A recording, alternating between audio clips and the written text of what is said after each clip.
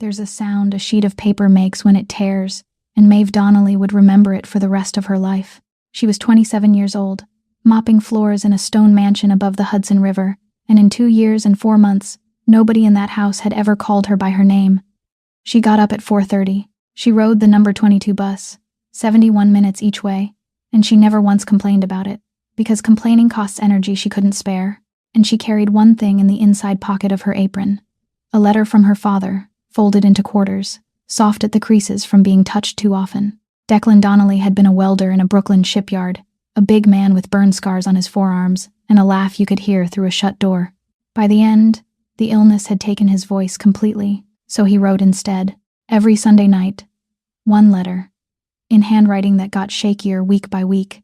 Maeve kept every one of them in an old cookie tin on the shelf above her bed. On a Thursday in October, at 12 minutes past 3 in the afternoon, her phone rang in a quiet back corridor to tell her that her father was gone. Less than an hour later, she was standing in the great hall of that mansion, asking a woman in a wedding gown to please give his final letter back. Priscilla Halloran Winter didn't shout. She didn't lose her temper. That's the part people always get wrong about what happened that day. She took the letter out of her handbag, and she looked at the girl holding out her hand for it, and she said something so calm and so reasonable that it would chill you to hear it out loud. Then she tore the letter into 4 pieces and let them fall onto the marble floor.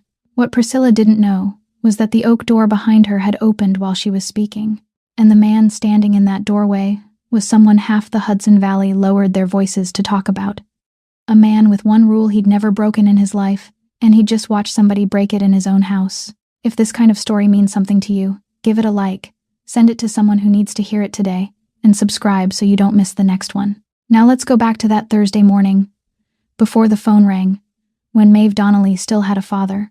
At 4:30 in the morning, the city of Poughkeepsie still lay beneath a thin veil of mist, and in the 3rd floor walk-up at the far end of Rossiter Street, Maeve Donnelly had been awake for 10 minutes before the alarm had a chance to ring. She always woke before the alarm. Her body had learned that habit long ago. The habit of people who knew that if they overslept just once, the rhythm of the entire week would fall out of step, and Maeve didn't have a single week she could afford to lose. The wooden floor was cold beneath her bare feet. She moved through the narrow hallway, one hand feeling along the wall because she didn't want to turn on the light and wake her younger sister, then went into the kitchen to boil water. She made the tea the way her father liked it, strong and heavy with sugar. Even though he hadn't been able to drink it for a long time, she still made it. There were things people continued to do, not because they were still necessary, but because stopping would mean admitting that something had ended.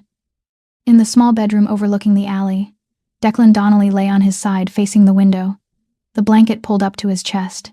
He had grown much thinner than the man in the photographs hanging in the hallway, the broad-shouldered man standing in the middle of a shipyard with his welding helmet pushed back on his forehead, but his hands were still the same, still large and broad, still calloused, still marked by old burns that time had never managed to erase. Maeve checked the oxygen tank, gently turned the valve, and listened to the steady whisper of air moving through the tube. She wiped his face with a warm cloth. She pulled the blanket a little higher because the cold had come early that October. Then she placed the pen and pad of paper on the stool beside his bed, within easy reach of his right hand, exactly as she did every morning. His voice had left him in the spring of the previous year, leaving slowly and without warning, abandoning him to a silence he had learned to live inside. But he still had his words. He still had his hand. And for Declan Donnelly, that was enough to keep speaking to his children. He opened his eyes as she leaned down to adjust his pillow. He watched her for a moment, with the look of a father gazing at his daughter at 4:30 in the morning and understanding perfectly well that she was about to step outside and work until the daylight was gone. Then he raised one hand and tapped twice against the bed frame. Tap, tap. Those 2 taps had existed between father and daughter since she was a little girl, since the days when he worked the night shift and didn't want to wake the whole family, and their meaning had never changed. Be careful on your way to work. Maeve smiled at him. I'm leaving now, Dad. I'll be home early tonight. Outside, down on the street, she heard the Route 22 bus turning around at the bend, followed by the familiar long sigh of its air brakes. She had exactly 4 minutes left. She hurried back to the kitchen, grabbed the canvas coat hanging behind the door, and stuffed her folded apron into its pocket. At the kitchen table, Nuala sat bent over her workbook, one finger tapping a rhythm against the edge of the table. She was 16 years old, her hair redder than her sister's, and she had a habit of doing her homework early in the morning instead of at night, a habit Maeve had long since given up trying to change. Nuala could hear through her left ear. Her right ear was a world of silence she had known since childhood, one she had grown so accustomed to that she instinctively turned her body to bring her hearing ear toward whoever was speaking, doing it so naturally that strangers often didn't notice. A strip of blue electrical tape was wrapped around the casing of her hearing aid where it had cracked during the summer. "Limited edition," she said without looking up when she noticed her sister glancing at it. "There's only one like it in all of America." Maeve laughed, softly but genuinely, the only laugh she would have that entire day. "Have you eaten breakfast?" "Yes. Go, or you'll miss the bus. There's bread in the cupboard. Don't skip eating again. Go." The girl waved one hand, still without looking up, but she was smiling. The apartment was cramped. The ceilings were low, the walls so thin they could hear the neighbors turning over in bed, and in winter the furnace groaned like an aging animal. But it was warm. There was laughter within those walls, the scent of tea, the sound of 2 taps against a bed frame, and 3 people who had learned how to share every smallest thing without anyone having to put it into words. Maeve pulled on her coat, zipped it all the way to her throat, and opened the door. She descended 3 flights of stairs beneath the pale yellow light. She didn't kiss him goodbye. Out on the street, the Route 22 bus had just pulled to a stop, its doors opening onto a rectangle of light, and she ran the last few steps to catch it.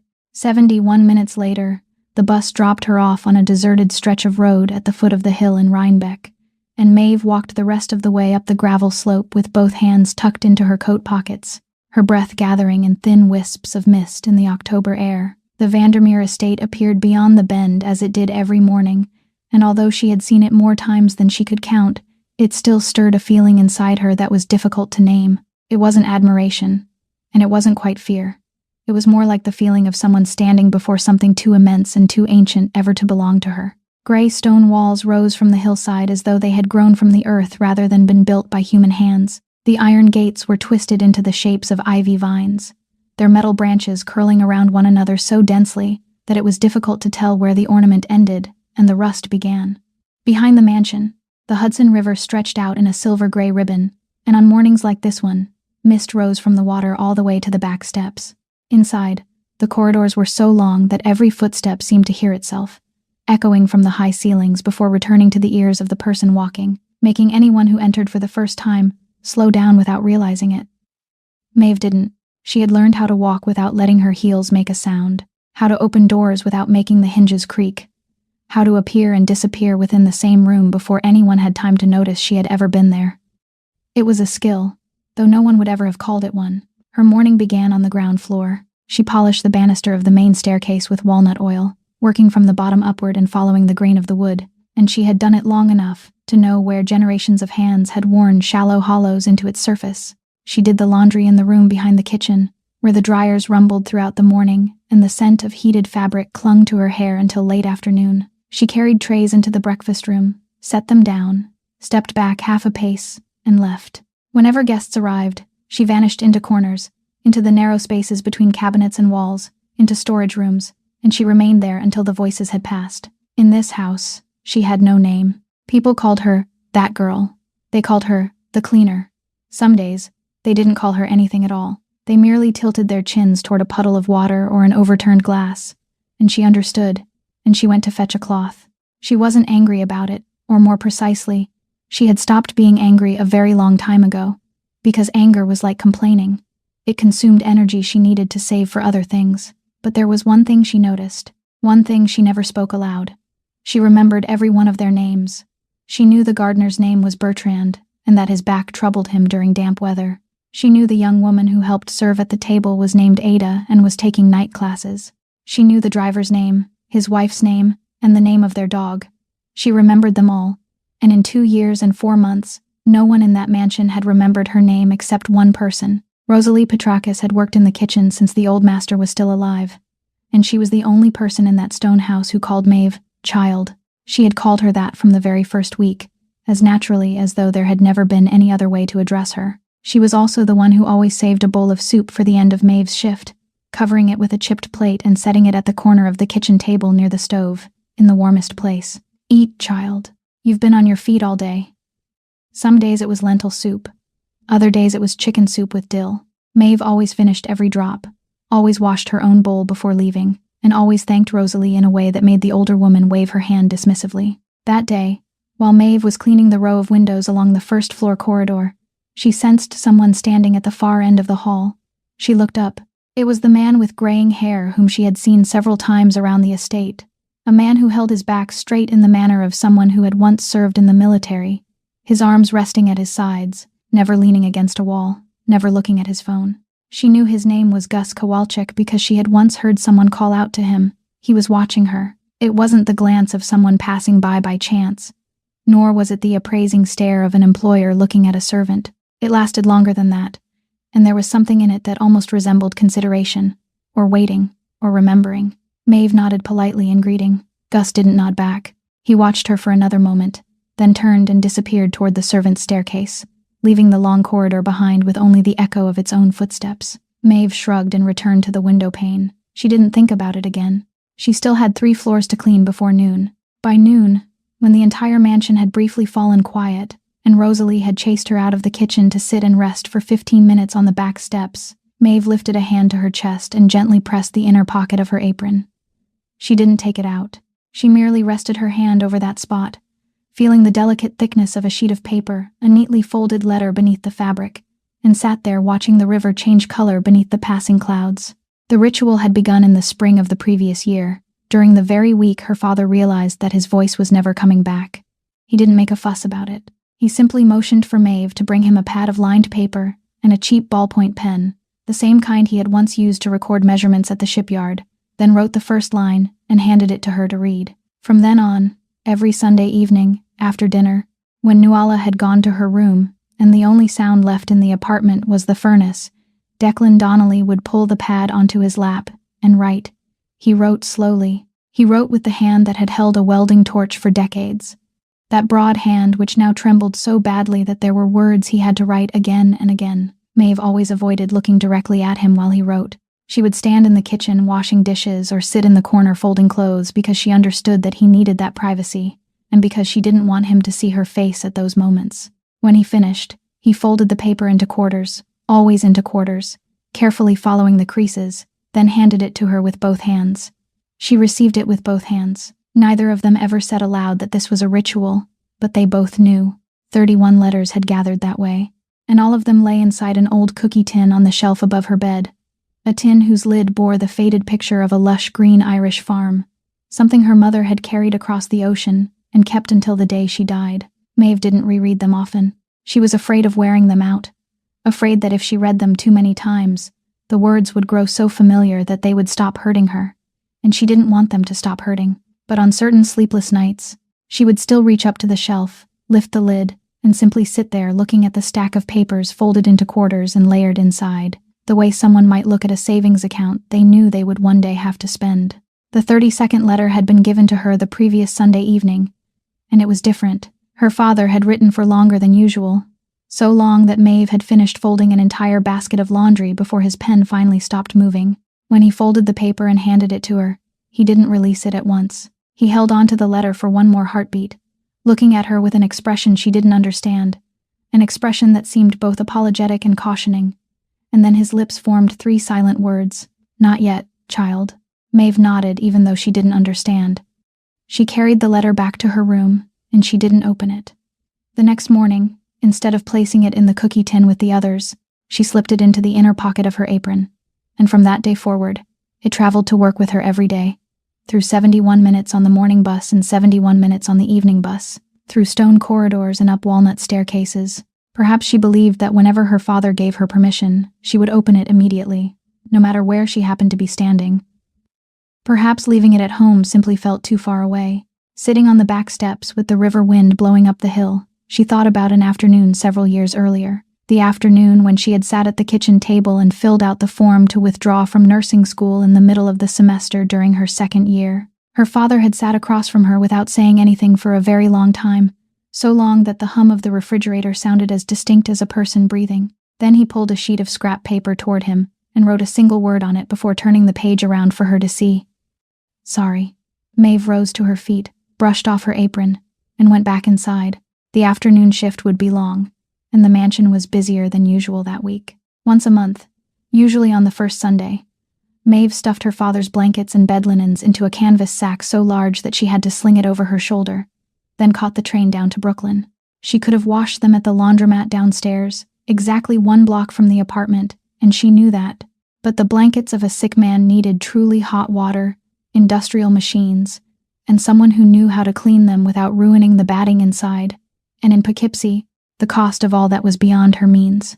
So she traveled down to Red Hook, to the old waterfront district where her father had worked when he was young, where the red brick warehouses still stood with rusted cranes pointing toward the sky like the bones of an animal that had died long ago. Fionuela Burns' laundromat stood on the corner, its windows clouded with steam throughout the year, its hand-painted sign so badly peeled that almost none of the lettering remained. Inside, it was always warm, and the smell of cheap soap mingled with heated fabric, a scent Maeve found comforting in a way she couldn't explain. Mrs. Byrne was 81 years old. She sat behind the counter on a wooden chair with a flat cushion beneath her, and she folded towels. Her hands trembled, visibly and unmistakably, so much that whenever she held a cup of tea, the surface of the liquid swayed back and forth. But when she folded towels, the trembling disappeared.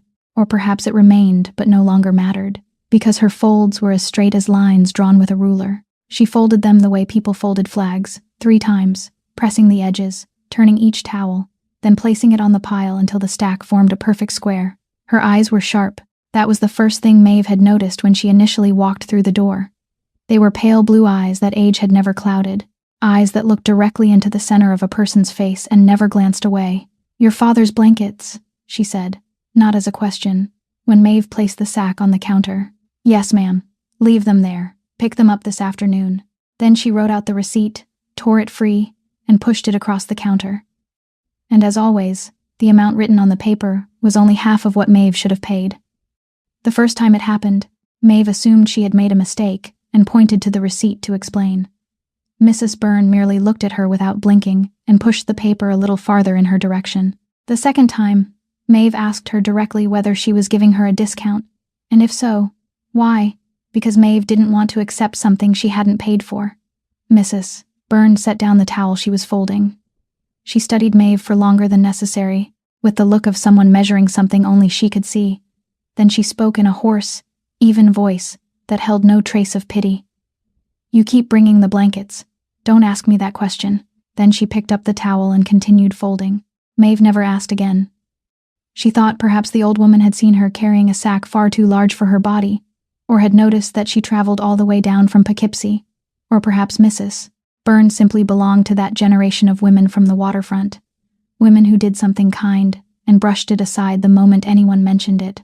Maeve left the matter alone. There were some gifts for which the proper way to accept them was simply to remain silent and receive them. Around that same time, something else began happening, and Maeve chose to remain silent about that as well, though for an entirely different reason.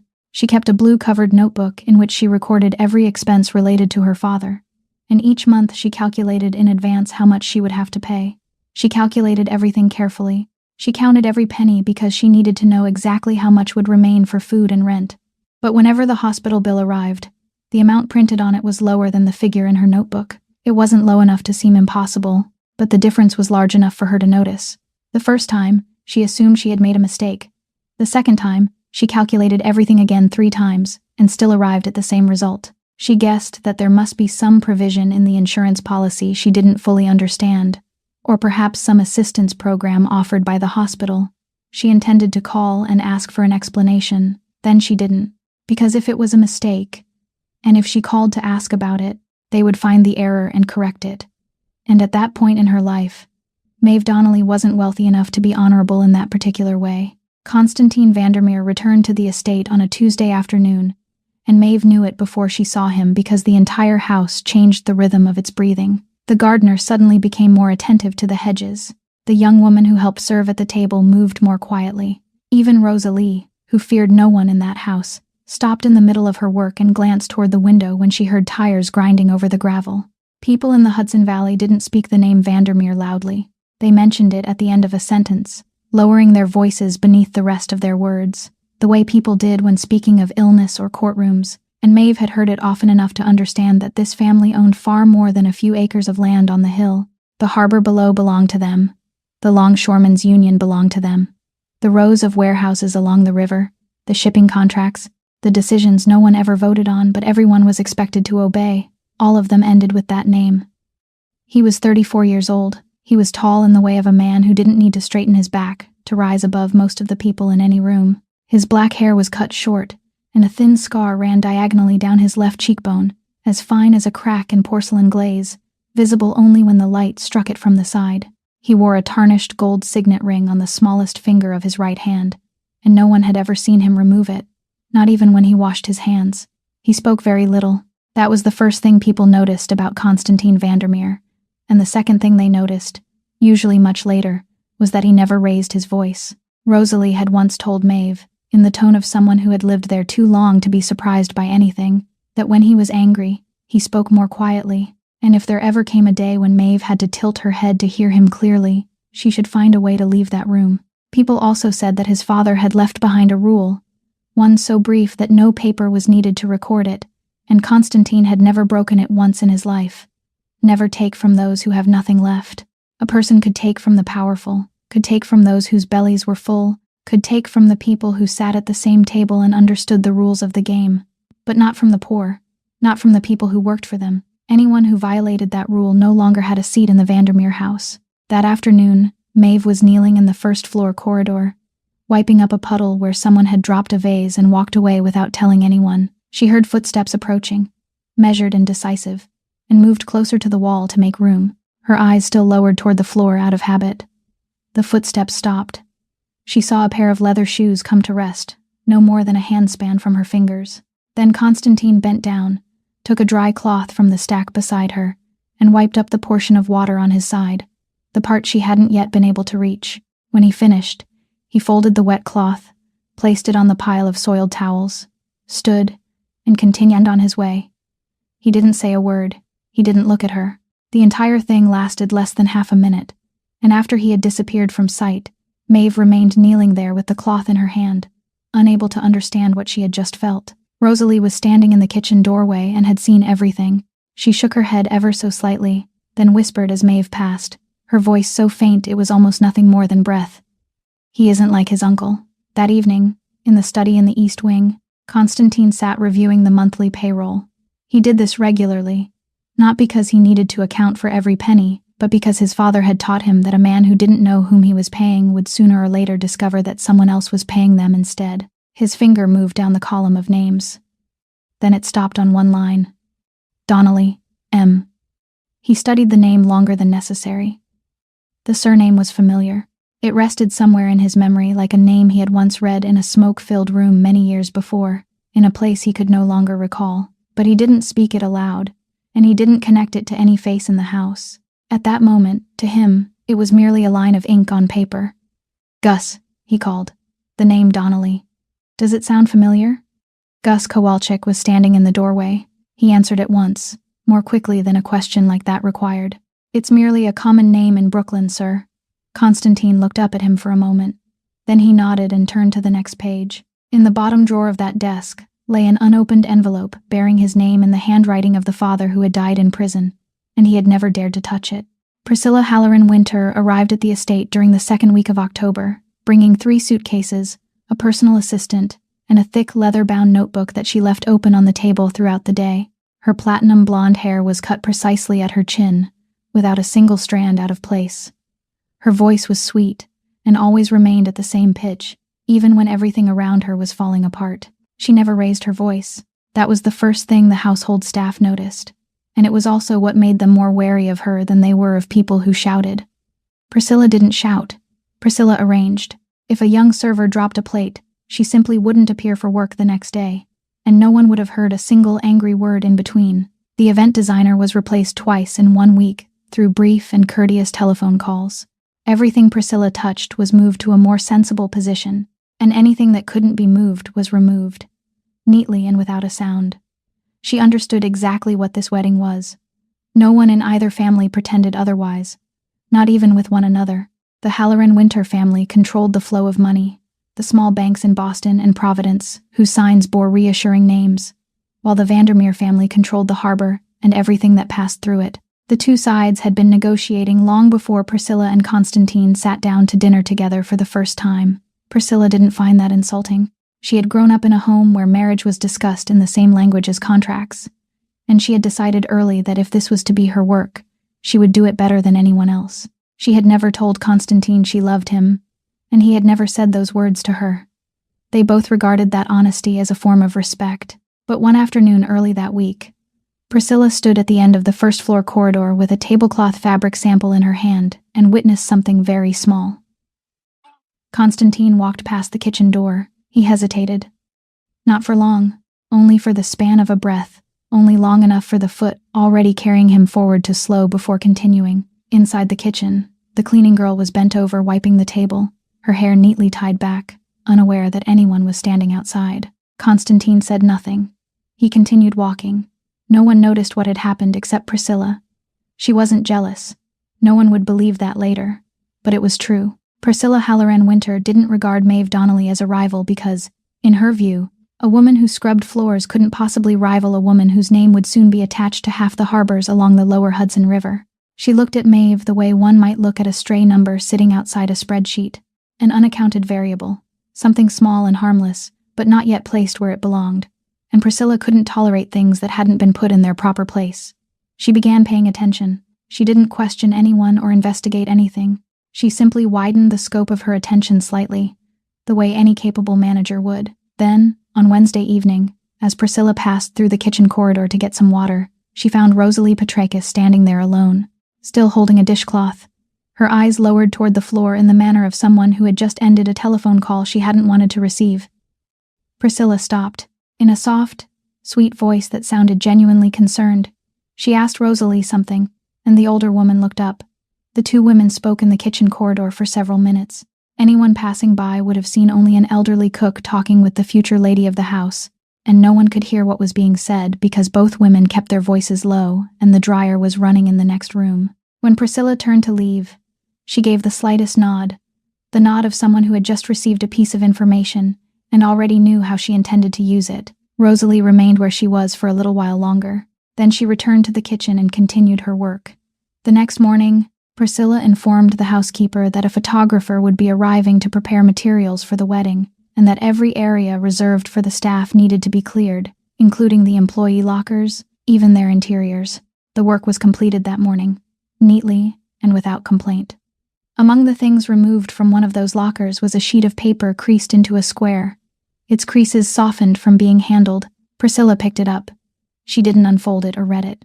She merely studied it for a moment, turning it in her hand, then slipped it into her handbag and fastened the clasp. She wasn't curious about what it contained. She was simply putting away something that might prove useful because, in Priscilla's experience, if you wanted someone to leave willingly, you didn't drive them away. You took possession of the thing that made them stay. By Thursday morning, the estate was already crowded before the sun had fully risen. Trucks lined the drive. Crates of white lilies were carried through the front doors one after another, and in the great hall, workers were arranging rows of long tables for the trial banquet before the wedding. Maeve arrived 15 minutes before her shift, as she always did whenever she knew something important was happening in the house, and she had just hung her coat on its hook when the telephone in her apron pocket began to vibrate.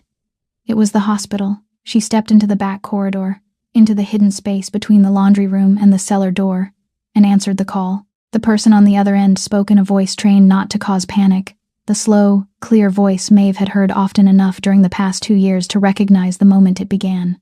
Mr. Donnelly's condition had changed during the night. His numbers weren't good. The doctor had adjusted his medication. There was no reason to panic at the moment, but if the family could arrange to visit sometime that day, it would be better. Maeve leaned against the cold wall, her other hand gripping the edge of her apron.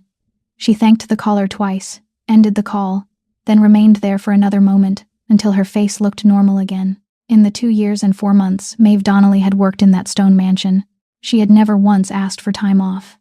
She hadn't asked on the day her fever rose so high that she had to cling to the banister to walk. She hadn't asked on the day the snow fell so heavily that the Route 22 bus missed 2 consecutive runs and she had to walk the final stretch up the hill. She hadn't asked on her birthday, on Nuala's birthday, or on the anniversary of her mother's death. She had always thought of the right to take time off as though it were money set aside, something that grew more valuable the longer she left it untouched, and that one day she would truly need to spend. She found Priscilla in the great hall, standing beside the row of tables with her leather-bound notebook open in one hand showing 2 workmen where to position the candlesticks. Maeve waited until the conversation ended. She didn't dare interrupt. Then she stepped forward, stopped at a respectful distance, and spoke. She kept it brief.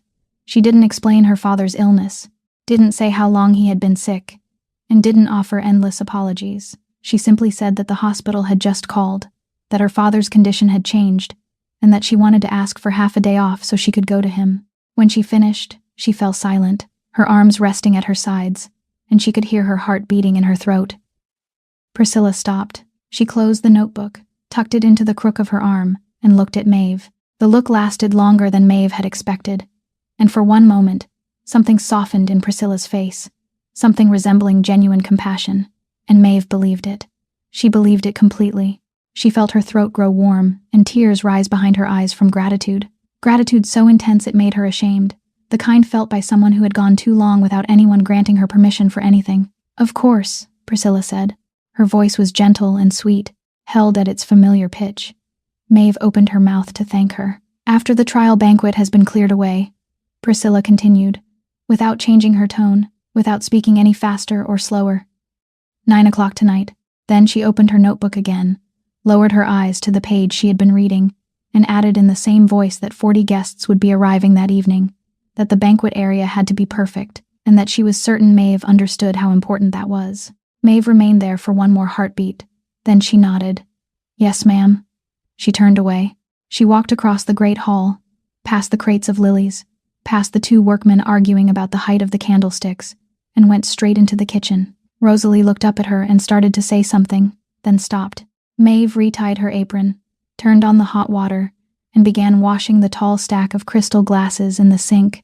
The water rushed loudly. She washed them one by one, slowly and carefully, because it was the only thing she could control at that moment. When the sink was less crowded, she dried her hands on her apron, took out her telephone, and sent Nuala a message. "I'll be home late. Tell Dad I'm on my way." That message was never read aloud to him. That afternoon passed the way busy afternoons always did, quickly and with nowhere to set one's feet. Maeve finished cleaning the trial banquet area, arranged the chairs again, polished the silverware, then returned to the main staircase because Priscilla wanted the banister to shine in the photographs that evening. Maeve had polished that banister so many times that her hands knew every curve by heart, every place where the wood had been worn into a hollow. She worked from the bottom upward, following the grain with steady strokes. And she didn't think about the hospital because if she did, she wouldn't be able to accomplish anything before 9 o'clock that night. Then the telephone vibrated in her apron pocket. She knew immediately. There were vibrations a person recognized before ever looking at the screen, not because they were different, but because one had spent the entire day waiting for that exact moment. Maeve dropped the cloth, wiped her hands on her apron, and walked quickly down the back corridor. She pushed open the door to the broom closet, closed it behind her, and answered the call there. The person on the other end was a nurse. She spoke very softly, so softly that Maeve had to press the telephone against her ear, and there was something careful in her voice, as though she were carrying something fragile through a darkened room. She said Maeve's father's name. She gave a time. She said that he had passed away very peacefully, that he hadn't suffered, and that everything had happened more quickly than any of the doctors had expected that morning. Then she said she was very sorry, and asked whether Maeve had heard her clearly. The call lasted 40 seconds.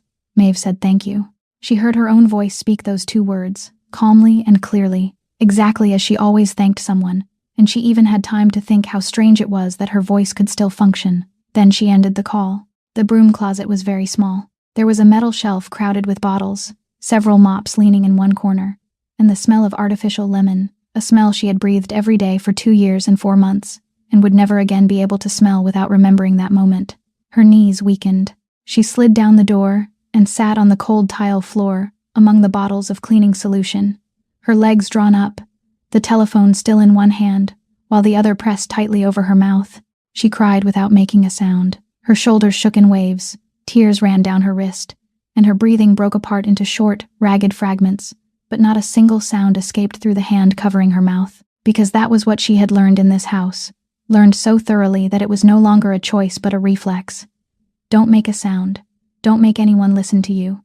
This isn't your home, and that reflex didn't leave her even now, even at this moment, even when what had just happened was the most devastating moment of her life. Beyond the door, Less than 20 paces away, people continued working. Someone called out to someone else about the wine glasses. The wheels of a cart rolled across the stone floor. The sound of a string musician rehearsing drifted in from the great hall, some cheerful piece whose opening measures were played again and again, stopping each time before beginning once more. The entire world on the other side of that door remained intact, and the first thought that pierced Maeve wasn't grief. Grief hadn't reached her yet. It was still somewhere far away, making its way toward her. Her first thought, sharp and precise as the point of a needle, was this: I didn't kiss him goodbye this morning. She remembered that morning in perfect detail. She remembered the hiss of the bus brakes outside. She remembered snatching up her coat. She remembered the 2 taps against the bed frame, and how she had answered him with words and nothing more. 4 minutes. She had possessed 4 minutes, and she had spent them running to catch a bus. Some calls lasted no longer than a single breath, yet cut a person's life into 2 halves, and that person would spend the rest of their days walking back and forth between those halves without ever being able to join them together again. She didn't know how long she had been sitting on the floor. It might have been 2 minutes, or it might have been 10. Then a thought flashed through her mind, sudden and brilliant as headlights cutting through the darkness, and she sprang to her feet so quickly that she had to grasp the metal shelf to keep from falling. The letter, the 30-second letter. Not yet, child. That was what he had said. He had formed those 3 words with his lips and held onto the paper for one more heartbeat before releasing it. And for almost 2 weeks, she had carried it with her without opening it, waiting for something she couldn't name. Now she understood what he had been waiting for. Now was the time. She wiped her face with the back of her hand, opened the broom closet door, and left. She walked quickly along the back corridor, then began to run. The first time in 2 years and 4 months that she had run inside this house, her shoes striking the tile floor with echoes that ordinarily would have made her want to die of embarrassment. She climbed the servants' staircase 2 steps at a time, the banister sliding beneath her palm. She had changed aprons that morning. She remembered that while she was running, and for one moment she even felt relieved that the thought had come to her. The apron she was wearing that day was a clean one taken from the rack, while the old one, the one with the letter in its inner pocket, had been folded and placed in her locker as usual, the gray painted metal locker in the staff changing room, the one with the dent in the lower left corner that she always used to recognize it. She pushed open the door to the changing room. The row of lockers stood there in silence beneath the fluorescent lights. She went straight to hers, turned the latch, and opened it. Empty. Not empty in the sense that someone had removed a few things. Completely empty. The bottom of the metal locker was smooth and bare, without a single hair, a scrap of paper, or even the thin layer of dust that had always gathered in the innermost corner she had never managed to reach. It smelled of bleach. Someone had wiped the inside of the locker, wiped it thoroughly, until it was clean in the cruelest way an empty space could possibly be clean. Maeve stood staring into it. She reached inside and ran her hand along the bottom and into the corners, as though a sheet of paper folded into quarters might be hiding somewhere her eyes couldn't see. She withdrew her hand and opened the neighboring locker. Then the next one, even though she knew neither belonged to her. She returned to her own locker and opened it a second time, as though she might have seen it incorrectly the first time. Then she heard footsteps at the door and turned around. Rosalie Petrakis stood there, still holding a kitchen cloth. She looked at the open locker. She looked at Maeve's face, and the color drained from her own. She had everything cleared out this morning, Rosalie said. She said a photographer was coming. She said even the insides had to be clean. She spoke without looking Maeve in the eyes. Her gaze rested somewhere near Maeve's shoulder, then slipped toward the floor before settling on the cloth in her hands, which she twisted once as though it needed to be wrung out. "Where are my things?" Maeve asked. Her voice sounded unfamiliar to her own ears, flat and level, neither high nor low. "I don't know," Rosalie said. "I wasn't there when they cleared everything out. There was something in my apron. Child. In the inner pocket. There was a folded sheet of paper." Rosalie opened her mouth, then closed it again. She lifted one hand as though she meant to touch Maeve's arm, but halfway there, it stopped in the air and then fell back to her side. "I'll go and ask," she said. "Wait here and let me ask." But Maeve didn't wait. She closed the locker, and in the sound of that metal door slamming shut, something inside her closed as well, and she walked toward the door. She knew exactly whom she needed to question. There was only one person in that house who had ordered the employee lockers to be cleared, and at that hour, she was in the Great Hall. What Maeve remembered most clearly about the Great Hall that afternoon wasn't what happened, but the scent of the flowers. White lilies were piled in wooden crates along the base of the walls, hundreds of blossoms, and their fragrance gathered inside the enclosed room until it became something cloying and sharp enough to close her throat, a scent she would never be able to endure again after that day. In one corner, the event designer was speaking on the telephone, pointing toward the rows of tables with her other hand, her voice cheerful and busy as she discussed the color of the napkins. Someone laughed. A wooden crate scraped across the stone. The entire room was still rushing forward at full speed, and Maeve stepped into the middle of that machinery like someone wading into cold water.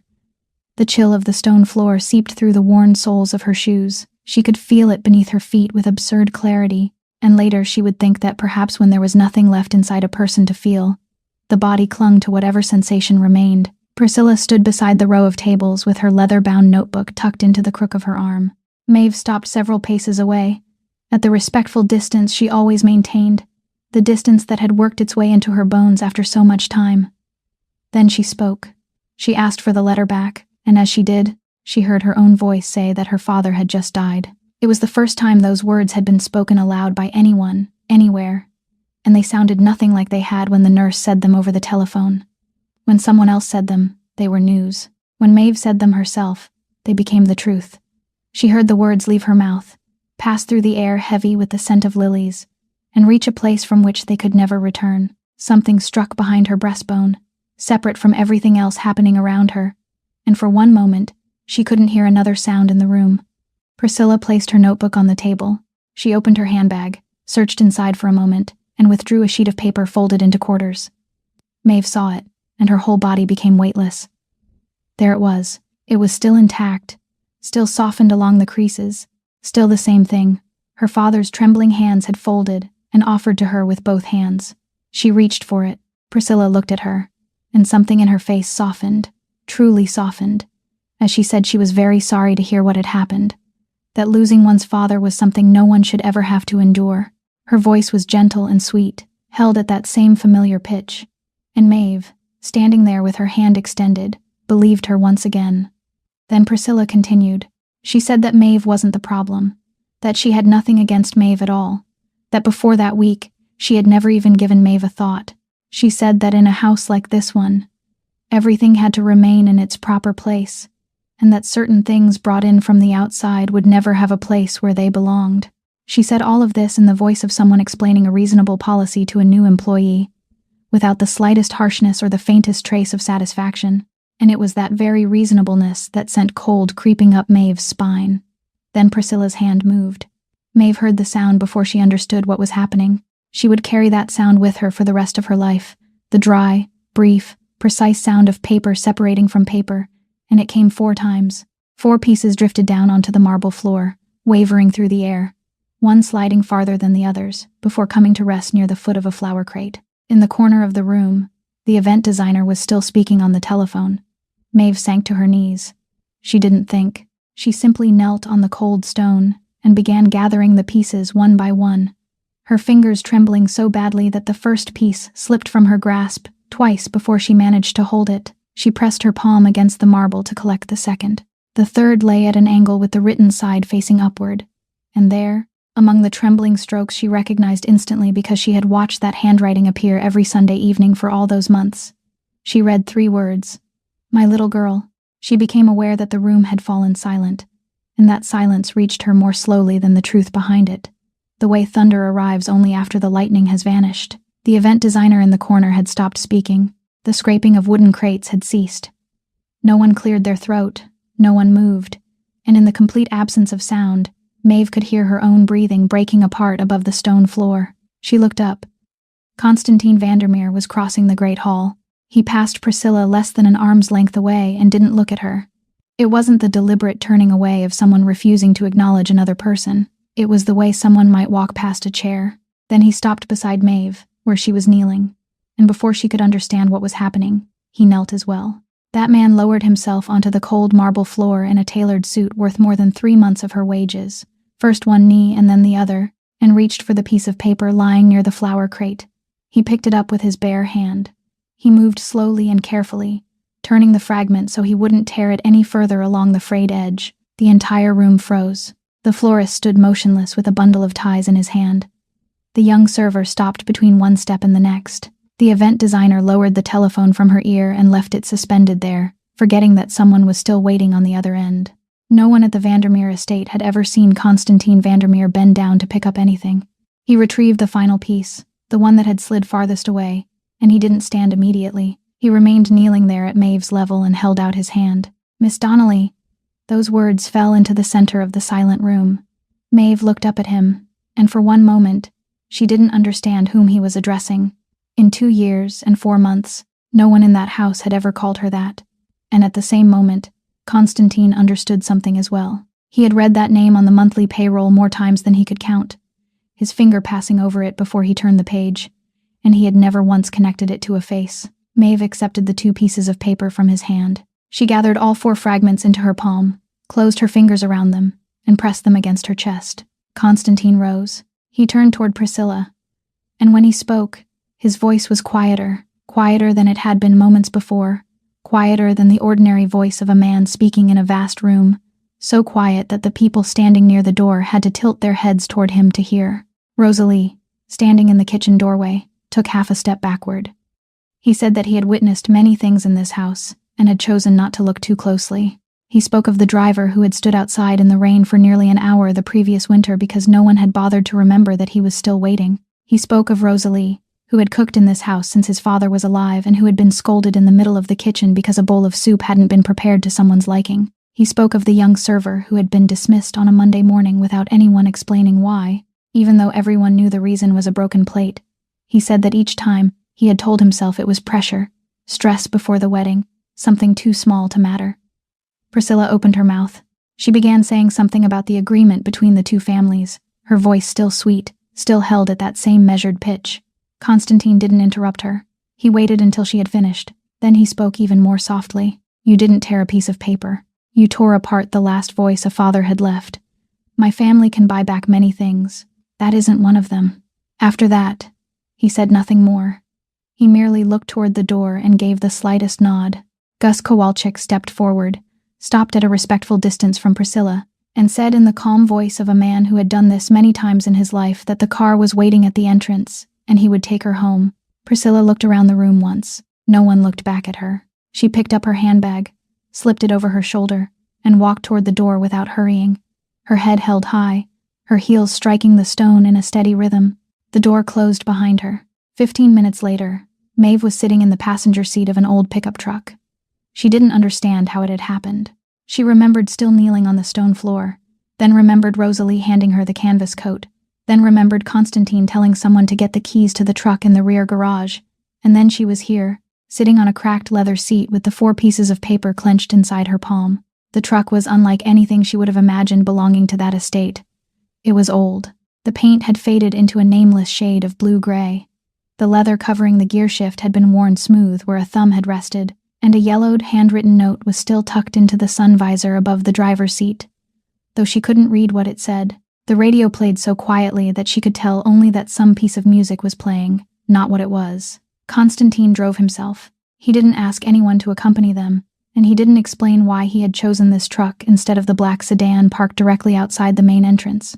The road to Poughkeepsie followed the river, and the water to their left had turned the color of lead in the late afternoon.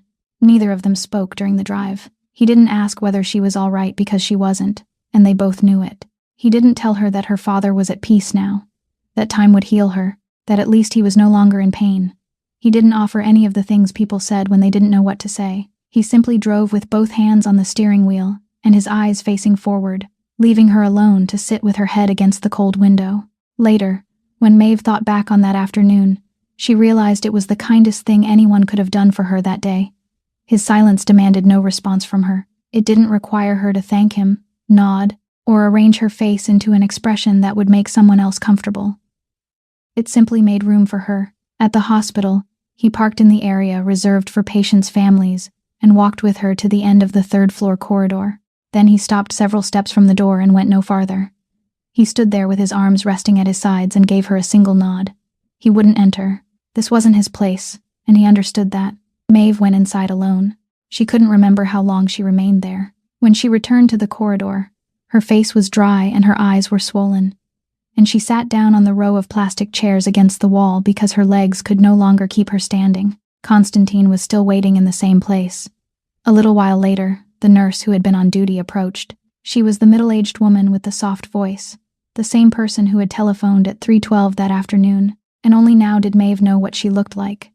The nurse sat beside her, carrying a small paper bag. "He was holding this in his hand," she said. "We left it exactly as it was. I thought you should be the one to open it." Maeve opened the bag. Inside was a child's yellow plastic hair clip. It had faded until it was nearly a milky white. One row of teeth was broken, and the fractured edge had been worn smooth from being held too many times over too many years. Maeve stared at it, and for one moment, she didn't recognize it. Then she did. She had been very young when that hair clip disappeared. She had searched the entire apartment for a week, lifting pillows, crawling beneath the bed, and digging into the crevices of the sofa, while her father searched beside her, crawling onto the floor and turning everything upside down with her. At the end of that week, he had crouched until he was level with her eyes and promised to buy her a new one, a prettier one with a flower on it. He had kept it all those years. That night, after driving Maeve all the way to the door of her apartment on Rossiter Street and watching her climb all 3 flights of stairs, Constantine turned the truck back toward the estate and summoned Gus to the study. "Donnelly," he said, "I want to know why I remember that name." Gus remained still for longer than necessary. Then he nodded and left. The records were brought upstairs before dawn, a stack of copies smelling of old paper and archives, accompanied by several pages printed from news reports that had long since been transferred to microfilm. Constantine read them alone beneath the desk lamp with the door closed. In 2004, Declan Donnelly had been a representative for the Longshoremen's Union in Red Hook. It wasn't an important position. He had no private car and no private office, only a desk in the corner of a warehouse and the right to speak for men who weren't accustomed to addressing a crowd. That year, federal authorities opened an 11-month investigation into activities along the waterfront, and 7 men were called in. 6 testified against Augustin Vandermeer. The 7th didn't. Constantine read that section 3 times. The record stated that witness number 7 had been offered a place in the Witness Protection Program, along with a new name, new documents, and a home in a southern state where there was no snow in winter. It stated that the offer had been repeated 3 times during 2 separate meetings. It stated that he had 1 young daughter and another child soon to be born, and that he had been promised a new beginning somewhere filled with sunlight. He still said no. The record didn't give a reason. There was only one brief line from the clerk, preserving his final answer word for word, that he had nothing to tell them. Declan Donnelly walked out of the federal building that day with empty hands, no title, no protection, and not a single word of thanks from anyone. The price came soon afterward. His name was removed from every work list at every harbor along the river, not through any formal notice, but in the way such things always happened. One day, his name was there. The next day, the list was read, and his name was absent, and it remained absent the following week and the following month. Neither side wanted him. One side didn't trust a man who had once sat inside a federal office. The other had already heard from 6 men and no longer needed him. He searched for work for almost a year. The only place still willing to hire him was an old shipyard on the edge of Brooklyn, the most decrepit yard in the area, where vessels from another age waited to be dismantled, where dust gathered in layers along the overhead beams, and where no one spoke to anyone else about breathing. He worked there for more than 15 years. He raised 2 children on the wages from that place, and the illness that would later take his voice had begun during those first years, quietly and slowly, beginning on the very day he chose silence. Constantine closed the file. He sat motionless for a while. Then he opened his computer and signed into the family trust account system, something he reviewed every quarter, but had never searched down to the level of each old payment instruction. He filtered the records by year. He entered 2 letters into the search field, and there it was. A standing payment order established near the end of 2004, immediately after the trial had concluded. The signature belonged to Augustin Vandermeer. The instruction contained only one line: cover every medical need of D. Red Hook, indefinitely. For almost 20 years, the order had barely been used. A few minor examinations, 1 broken arm, small expenses resting unnoticed among all the other entries. Then, beginning around 4 years earlier, it had started operating at full capacity.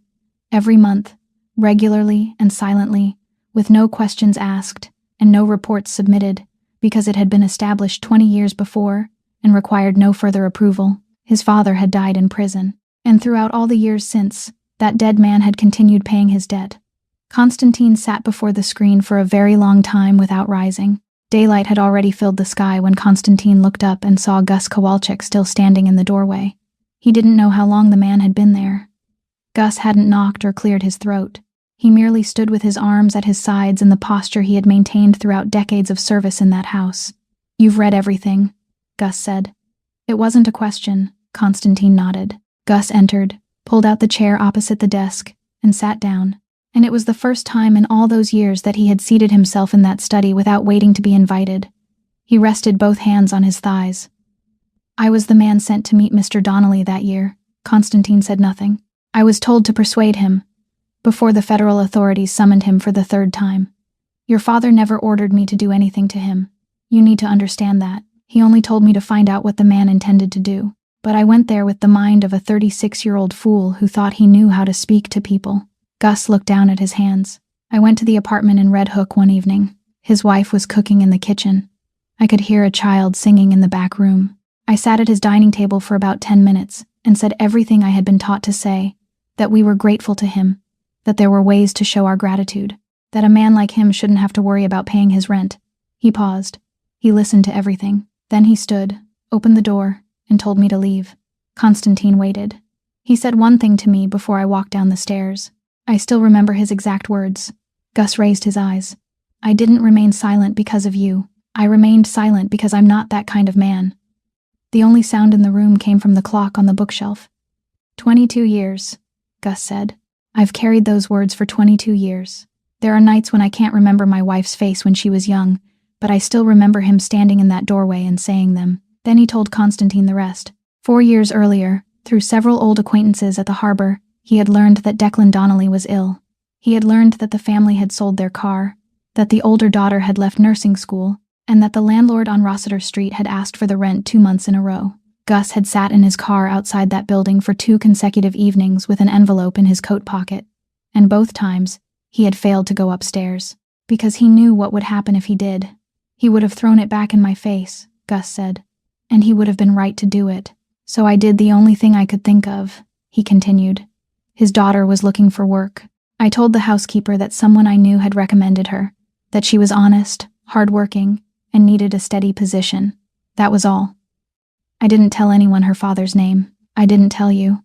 I brought her into this house, and I thought that at least she would receive a paycheck every month. At least they would be able to keep their home." Gus fell silent for a long time. "I thought I was finally paying off a debt." Konstantin looked at him.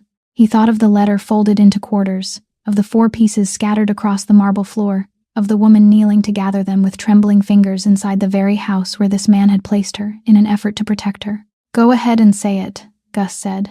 "I can take it. You didn't do anything wrong. I brought her here.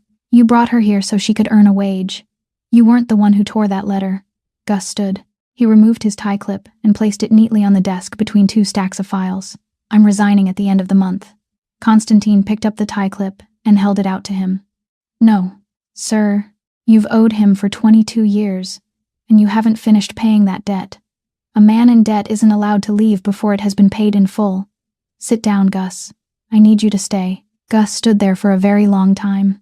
Then he took back the tie clip and sat down.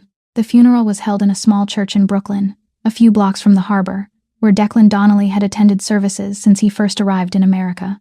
Metal folding chairs were arranged in several short rows.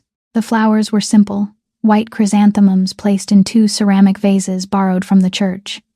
Those who came were former neighbors, several elderly men from the shipyard, and a silver-haired man who had worked beside Declan on the docks when they were young and now needed crutches to walk. No one wore expensive clothes. Every one of them had known him all his life. Nuala stood beside her sister throughout the service and held her hand. At the back of the church near the exit, an elderly woman with a cane remained standing for most of the service without taking a seat. When people began to rise, she walked forward, placed a small bouquet tied with twine at the foot of the altar, then turned and left without speaking to anyone. Maeve recognized her. She was the owner of the laundry in Red Hook. Maeve meant to call after her, to ask how she had known and how she had managed to come, but someone was holding Maeve's hand and offering condolences, and by the time she looked up, the church door had closed. She was too exhausted to follow. She thought she would ask another time. During that same week, at the estate on the hill, a piece of jewelry was reported missing. It was a necklace kept inside the safe in the main bedroom. something worth as much as an entire house, and its absence was discovered on the morning an inventory was conducted in preparation for returning the Halloran Winter family's belongings after the engagement was cancelled. The proper procedure was followed exactly as it should have been. The key register was reviewed, the hardbound ledger kept in the housekeeper's office where anyone taking a key to any part of the estate had to record their name, the time, and their signature. That was the day she had been assigned to clean the master suite prior to her sudden departure, and the housekeeper had required her to sign the key register as standard procedure. The signature was genuine. Maeve herself had written it. That was the day she had returned to the estate to collect the last of her personal belongings and return her apron, and the housekeeper had asked her to carry a stack of clean bed linens upstairs while she was there. No one had forged anything. No one had altered a single mark in that ledger. Choosing the right day had been enough. Maeve was asked to come to the police station for questioning for the first time at the end of that week. She went alone, wearing her gray sweater, and answered each question calmly, explaining in detail why she had gone upstairs, how long she had remained there, and whom she had seen in the corridor. She signed the statement. They thanked her and told her she could leave. She believed it was merely procedure. She continued believing that throughout the next 2 weeks, 2 weeks she spent sorting through her father's papers, taking Nuala to have her insurance card replaced, and beginning to look for another job. Everything seemed to have settled. Then, on a Tuesday morning, someone knocked on the door of the third-floor apartment on Rossiter Street. Nuala wasn't home. She was in the apartment across the hall, studying with Mrs. Kaminsky, as she did every Tuesday morning. They read the warrant to Maeve while standing in her doorway. She asked them to repeat it once, to be certain she had understood, then nodded, asked permission to get her coat, and accompanied them down all 3 flights of stairs. The amount written on the bail document was higher than everything she had in her bank account, many times higher. There was no one she could call, so she remained there. The room was small, with 1 metal chair and a metal table, both cold in the way metal was always cold. A chill that neither deepened nor faded but simply continued seeping into the body. From time to time, she heard a door somewhere in the corridor. Otherwise, there was only silence. Maeve sat with her back straight and both hands resting on her thighs, counting the tiles on the wall opposite her. She counted an entire row, then began again from the first tile because counting was the only thing keeping her mind from drifting away. And between those counts, the same thought kept returning, the thought that had followed her since that afternoon in the great hall, and had never once left her. She would never know what her father had intended to tell her. The news reached the estate before noon, and Gus was the one who carried it upstairs to the study. Constantine listened to everything. Then he rose, walked to the window, and stood there for a long time looking down at the river. Within the Vandermeer family, there was a way of resolving such matters that had been used for 3 generations. Someone made a telephone call. Someone mentioned a name. The file was moved to the bottom of a stack, then transferred to a different drawer, then quietly disappeared, and no one had to answer any questions. When Uncle Theodore Vandermeer heard what had happened, he said exactly that over the telephone, and added that the matter would require perhaps 2 calls, and he could take care of it that afternoon. Constantine said no. He gave the family attorney only one instruction: conduct a complete investigation, follow the proper procedure, interfere with nothing, and if he learned that anyone in the house had called anyone, that person would have to explain it to him. No one in the family could understand him. Uncle Theodore called back twice that day, and both times Constantine gave him the same answer. If we have to hide the truth to save her, then the truth must be against her, and I don't believe that. But if the truth is on her side, then no one is to touch it. And then the person who stepped forward wasn't the attorney, Constantine, or any of the people with money and connections. The person who stepped forward was Rosalie Petrakis. She went alone. She wore her finest wool coat, the one she reserved for church, and sat in the investigator's office with both hands resting on the handbag in her lap. She said she had come to make a statement.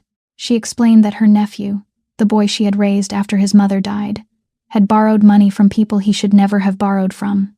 And by summer, the amount had grown larger than everything she had saved during all her years working in kitchens.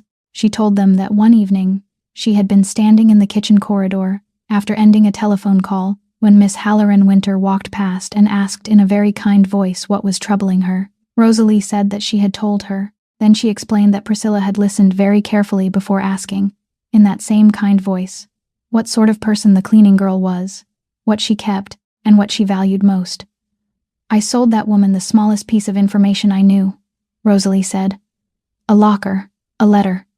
I thought it was the most harmless thing in that house. She testified that she hadn't known what would happen afterward. She said that when she stood in the changing room doorway and saw the empty locker, she understood immediately, and she hadn't dared look the girl in the eyes. She said that she hadn't slept through a single night since that day. The investigator asked whether she understood that her statement would be recorded and could have consequences for her personally. Rosalie nodded. "I'm old," she said. "I don't have much left to lose. But I still have one thing, and I don't want to die carrying it inside me." Her statement didn't directly prove where the necklace was, but it opened an entirely different path through the case. And once that path had been opened, the next questions came on their own, and they no longer led toward Maeve Donnelly. Maeve was released the following afternoon. She emerged from the building with her coat draped over one arm, and Rosalie was waiting alone on the steps, holding her handbag against her body with both hands, too afraid to move forward. Maeve stopped in front of her. Rosalie opened her mouth to say something but couldn't make the words come. Then Maeve placed a hand on her arm. "Let's go inside," she said. "It's cold out here." Rosalie began to weep in the middle of the steps, and Maeve, who had just lost her father, lost his final letter, and spent 2 nights in a room with brick walls, was the first to forgive, before Constantine, before anyone else in this story. Warehouse number 9 stood at the end of the row beside the water, and that night the air was cold enough to turn every breath into mist beneath the floodlights over the yard. Constantine arrived 20 minutes before the appointed time and remained in the car. The envelope rested on his lap. He had taken it from the drawer before leaving the estate, had held it throughout the drive, and now sat with it in his hands amid the silence of a car whose engine had been turned off. 9 years. For 9 years, it had lain in that drawer beneath several files, in a place whose exact location he always knew whenever he opened the drawer for something else. The handwriting on the envelope belonged to his father, hurried and leaning slightly to the right, and beneath Constantine's name was the stamp of the federal prison. The warden had sent it 3 weeks after Augustine Vandermeer died there, and during those 3 weeks, Constantine had imagined everything that might be waiting inside. Then, when the letter finally reached him, he hadn't opened it. He had been afraid it contained a reproach, an instruction he wouldn't be able to follow, or worst of all, an apology. He tore open the edge of the envelope. Inside was a single small sheet of paper folded in half, the thin lined paper issued inside the prison. There was only one message written on it. "Don't live my life, live yours." Constantine read it 3 times. 9 years of fear, only to find those few words. He folded the paper along its original crease, slipped it into the breast pocket of his suit, and opened the car door. Inside the warehouse, a long wooden table had been placed in the center of the empty space, and around it sat representatives of the 3 families that had divided the waterfront among themselves since before Constantine was born. The lights hung low. The air smelled of machine oil and salt water. No one smoked, no one drank, and no one held anything except papers. Uncle Theodore Vandermeer sat across the table beside the attorney for the Halloran Winter family, and he didn't look at his nephew when Constantine entered. The demands were read aloud with careful brevity. The Halloran Winter family regarded the engagement's cancellation in the middle of wedding preparations as an injury to their honor, and they wanted 2 things. First, a public apology before the 3 families. Second, control of 2 harbors downstream, to be transferred within 1 quarter. Constantine listened to everything. He understood exactly what those 2 harbors represented. They weren't merely 2 entries on a balance sheet. They were the men who lined up at 5 o'clock in the morning to wait for their names to be called. The families who lived in the rows of brick houses behind the warehouses, the names that would be struck from the work lists without explanation if the harbors changed hands. He had read a file about such things not long before. He placed the file on the table and pushed it toward the center. It contained a copy of the court record from 2004. He didn't read it aloud. He merely spoke the name of the 7th witness and said that anyone who wanted to know why his father had been allowed to spend so many more years outside 4 walls should turn to the marked page. Then he removed the signet ring from the smallest finger of his right hand, the ring no one had ever seen him take off, and placed it on the wood. He said that anyone who wanted it was free to take it, but whoever did would have to go down to those 2 harbors the following morning and personally explain to the men waiting in line who owned them now and why. No one stood. No one raised their voice. The ring lay beneath the hanging light in the center of the table, and the only sound inside the warehouse was water striking the wooden pilings outside. Then a cane tapped against the concrete floor. Fionnuala Byrne sat at the far end of the table, in the seat that had been reserved for a representative of the neighborhood for 3 generations, and she rose very slowly with the support of her cane. She said she had known Dec Donnelly since before he married. She said that for all those years, she had washed his blankets every month and charged only half the price, and that his daughter had asked her why twice, and both times she had refused to answer. "Now I'll answer," she said. "It wasn't because I was kind. It was because I owed him from the day he walked out of that building with empty hands, while the people sitting here didn't have to walk out of anywhere at all." She looked around the table. "And today, I've paid the rest." She sat down. No one said anything more. After a while, the Halloran Winter family's attorney closed the papers before him, slipped his pen into his pocket, and said that his client would reconsider the demands. Uncle Theodore rose before anyone else could stand and walked toward the door without looking at anyone. Constantine picked up the ring and placed it back on his finger. The 4 pieces of paper were taken to a small workshop on the 2nd floor of an old building in Brooklyn, where an elderly woman had spent almost her entire life repairing books that other people considered ruined. She received them inside a rigid envelope, opened it beneath a lamp with a green shade, and asked only one question: who the paper mattered to. When she heard the answer, she nodded and said to leave it with her and not to hurry her, because paper of this kind couldn't endure being rushed. She worked on the fragments for several weeks. She used flat-tip tweezers to lift each piece without touching the written surface. She examined them under light cast from the side, searching for the paper fibers fraying from the torn edges, fibers as fine as silk and invisible to the naked eye, because wherever those fibers fitted together was where the pieces had once been joined. She reinforced the back with a layer of ultra-thin Japanese tissue paper so delicate that light still passed through it, attaching it with a paste made from wheat flour that she cooked herself in a small pot on the electric stove in the corner. On some days, she restored only a section as long as the first joint of a finger.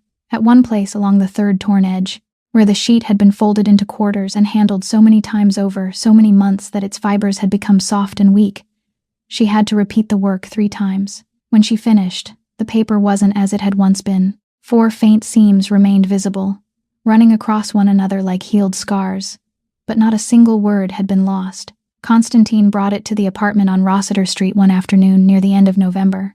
He came alone, climbed all 3 flights of stairs, and brought no gilded frame, no flowers, and no ceremony. He simply placed the rigid document case on the kitchen table, opened it, and stepped back. "I haven't read it," he said. "No one has." Then he stepped into the corridor and closed the door, leaving her alone with it. Maeve sat in her familiar chair at the kitchen table, the place where she had always calculated expenses in her blue-covered notebook, and rested both hands on the tabletop for a while before daring to touch the paper. That handwriting, trembling and slanted, every word leaning slightly to the right, the final words of each line growing smaller because his hand had grown tired. He wrote that he wasn't good at this, that all his life he had only known how to write measurements on the sides of chalk boxes, and that if he had still been able to speak, he would have said all of this long ago instead of waiting until now. He wrote that there was something he had intended to tell her for years but had continued putting off. He wrote about the afternoon when she sat at this very table and filled out the form to leave nursing school. He wrote that he had remained silent that day because if he had opened his mouth, he would have cried in front of his daughter, and he hadn't wanted her to remember him that way. He wrote that there were many things in his life he regretted, but only one thing for which he felt truly guilty, and that was it. Then he told her about the day her mother brought her home from the hospital. It had been cold, and during the final months of her pregnancy, her mother had knitted a sweater for her, but she had made the wrong size, so wrong that the sweater was twice as large as the baby lying inside it. He wrote that the 2 of them had stood on the staircase, looking at that sweater, and laughing, until tears ran down their faces, and that it was the last time he had ever laughed so loudly in his life. He wrote that her mother had kept the sweater, and that it was still somewhere in the apartment. Then he wrote the final passage. "I have nothing to leave you except my name and a pair of hands that know how to work. But listen to me. Don't let anyone make you believe that because you scrub their floors, you stand beneath them. I didn't raise you to bow your head." And on the final line, written much smaller than the others, the letters leaning because his hand had been trembling too badly, he wrote, "If you're reading this, then I'm gone. Don't cry for too long. Go back to school, my little girl." Several days later, Constantine drove to a cemetery on the outskirts of Brooklyn on a misty morning. He went alone and told no one, not even Gus. The grave was new, the earth not yet fully settled, and the low, simple headstone bore only 2 lines. He stood there for a while. Then he took a cardboard union card from his coat pocket, the card Gus had spent nearly a month recovering from the archives and formally restoring, the card from which Declan's name had been removed in 2004, and where it had now been written again, exactly as it always should have been. Constantine placed it at the foot of the headstone and weighed it down with a small stone so the wind wouldn't carry it away. "You paid the price for my father," he said. "I'll repay your daughter." Then he returned home and began doing the things he had planned that night, while sitting before the computer screen. The first concerned the payroll. He ordered a review of every employment record at the estate going back many years. Not to find evidence of dishonesty, but to compare the hours people had actually worked with the hours for which they had been paid. The results left him sitting in silence for a long time. Maeve hadn't been the only person underpaid. The gardener hadn't been paid for the evenings he remained behind to clean after parties. The housekeeper hadn't been paid for the holidays when she still came to work. Rosalie had spent hundreds of additional hours in the kitchen over the years without recording them anywhere because, as she said, no one ever kept a clock on cooking. Constantine ordered every dollar of back pay issued in full, with interest calculated at the standard savings rate, and included in each envelope a sheet explaining precisely how the amount had been calculated. There was no expression of gratitude and no apology, because he believed that paying what one rightfully owed required no accompanying words. The second matter was a fund. It was established at the beginning of December under Declan Donnelly's name, and its charter was so brief that the family attorney asked twice whether anything had been omitted. The fund was for the children of dock workers along the river, with priority given to families affected by occupational illness. There would be no interviews, no examination of need that forced people to recount their suffering. All that was required was a union card and a letter of admission. Then Constantine went to Rossiter Street again. He sat across from Maeve at the kitchen table and told her plainly the amount he wanted to transfer to her. He explained that it had been calculated from what his family owed her father, that it wasn't a gift, and that she had the right to use it in any way she chose. Maeve listened to everything. Then she shook her head. "I don't want to be rescued," she said. "I want to be respected." Constantine was silent for a moment. Then he said those were two different things, and that he had never intended to do the first. He said that rescuing someone meant standing above them and reaching down, while respecting someone meant standing beside them as an equal and returning what had always belonged to them. And during the 2 years and 4 months she had worked in his house, no one had done the second for her, including him. He said he was merely trying to correct that. In the end, Maeve accepted exactly one thing, and she made it clear that it was the only thing she would accept. A scholarship that allowed her to return to nursing school and continue from where she had stopped, attending classes in the evening so she could still work during the day. She said she would pay for her own books. Constantine didn't argue. As for Nuala, she received a new hearing aid during the week before Christmas through the fund's medical equipment assistance program, which she knew only as something recommended by her school. That afternoon, after the device had been fitted, the two sisters sat together on the bed in their small room, and Nuala said she wanted to try listening to something. Maeve took out her telephone, searched through the folder of photographs, and opened a video recorded several years earlier, when their father could still speak. In the recording, he was standing in the kitchen with a ladle in his hand, telling a rambling story about one of the men at the shipyard, and he began laughing in the middle of his own story. Nuala sat in silence and listened to the entire recording. She tilted her head in the familiar way, her eyes lowered toward the screen, and said nothing until the video ended. Then she smiled. "Dad's voice was warmer than I imagined," she said. Then she leaned over and wrapped her arms around her sister. 3 years later, Maeve Donnelly wore pale blue scrubs and worked in the palliative care ward of the same hospital where her father had died. She had chosen that ward when asked for her preference, and the interviewer had asked whether she was certain because it was the place most young nurses tried to avoid. Maeve said she was certain. She worked the morning shift, walking from the bus stop to the rear entrance, and she remembered the names of all her patients, as well as the names of their children and grandchildren, because that was a habit she had possessed long before she ever wore those scrubs. And with every person lying in a bed on her ward, sooner or later, she asked the same question, gently and without pressure, usually near the end of her visit after the medication had been administered and the room had grown quiet. "Would you like to write a letter to someone? I can write it for you." Some shook their heads. Some said they would do it tomorrow. Some dictated for 40 minutes, without stopping, and she sat there recording every word, changing nothing, not even the repetitions or the places where their thoughts wandered, because she understood that the way a person spoke was also part of what they wanted to say. One morning in March, the patient in the room at the end of the corridor was a thin old man named Theodore Vandermeer. He had been in the hospital for 2 weeks. No one had visited, and his record stated that his only relative who could still be contacted was overseas.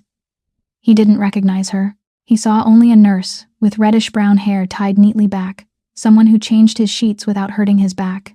tilted his glass of water at precisely the right angle so he wouldn't have to reach, and placed an extra pillow beneath his knees when she noticed him shifting in discomfort. She cared for him exactly as she cared for everyone else on the ward, no more and no less. Near the end of her visit, she sat in the chair beside his bed and asked him that question.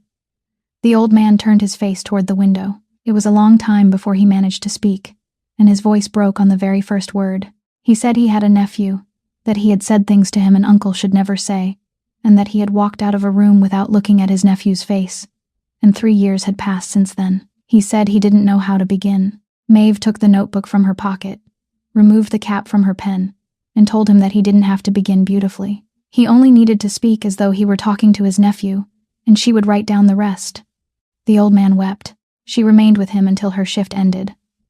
Around that time, Priscilla Halloran Winter had been removed from the board by her own family, and her name no longer appeared on any of the bank's documents. Nuala was studying sign language at college, living in a dormitory, and calling home every Sunday evening. And during those 3 years, nothing happened between Maeve and Constantine that people usually described in fairy tales. There was no declaration of love beneath the rain, and no ring hidden inside a glass of wine. There were only cups of coffee after her shifts, long telephone conversations late at night, a man sitting unannounced in the last row at her graduation, and a friendship built from the slowest material in the world, time. Life rarely traveled in a straight and orderly line as it did in movies, and neither did this story. Once, while sitting on the hospital steps after her shift, Maeve spoke again about that morning, the morning she had run to catch the bus. She said aloud what she had never told anyone. Constantine listened to everything, then said, "He doesn't remember that morning. He remembers the 27 years that came before it." That summer, the two sisters moved out of the third-floor apartment on Rossiter Street. While pulling the small cabinet away from the wall to clean behind it, Maeve opened the bottom drawer and found a sheet of lined paper lying face down. That handwriting. It contained only one line, left unfinished, ending halfway through as though the person writing it had merely set down his pen to rest and intended to continue later. "Maeve, I feel better today. I think we should talk about..." The sentence was never completed, and no one would ever know what he had intended to discuss. This story leaves us with 3 lessons. First, a person's dignity doesn't come from the work they perform or the amount printed on their paycheck. The person who scrubs the floor and the person who owns the house possess equal human worth, and anyone who forgets that has already lost a part of themselves. Second, remaining silent while something wrong happens before your eyes is also a form of complicity. Some people never commit a cruel act with their own hands, yet allow it to happen beneath their roof because they believe it isn't their concern. And third, perhaps most importantly, say what needs to be said, while the people you love can still hear you. Don't save your love for a more solemn occasion. Don't save your apology for a more convenient day because none of us has been promised tomorrow. Call the person you've been meaning to call. Say the words you've been meaning to say. If this story touched you, please press the like button, share it with someone you believe needs to hear it today, and subscribe to our channel so we can listen to new stories together every day. How do you feel about the story of Maeve and her father? Are you keeping a letter from someone who has passed away? Please leave a few words in the comments. We sincerely want to hear what comes from the deepest places in your hearts. May everyone watching this video always enjoy good health, a joyful life, and peace in every day. Goodbye for now, and we'll see you again in the next video.